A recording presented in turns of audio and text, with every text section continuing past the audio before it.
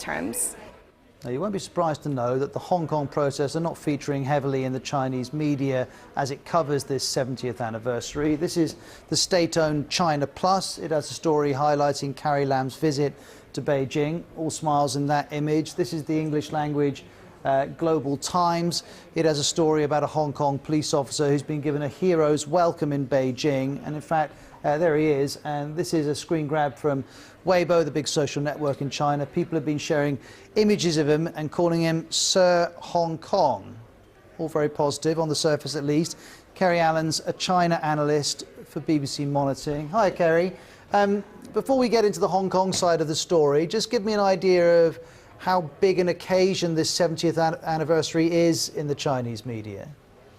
It's absolutely huge, and the official media will have been planning this for months, literally. There's lots of campaigns online really emphasising the love of China, and this encompasses Hong Kong, Macau, Taiwan even, and the government's very, very keen to push this. It's been putting out a lot of hashtag campaigns in recent weeks, telling people to get out their Chinese flag and to take to the streets and to show just how proud they are of the nation.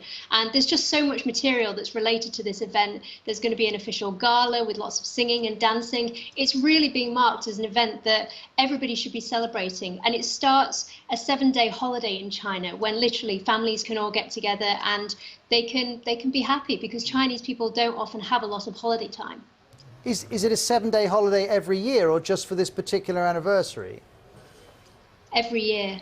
Okay, so it's a big event every year, and now they've got the backdrop of these pressures in Hong Kong. To what degree are people in mainland China able to find out about that? Well, in recent weeks, China's been really pushing the idea that the demonstrators who are wearing black are hooligans, they're rioters. I mean, even using language like they've got shades of terrorism.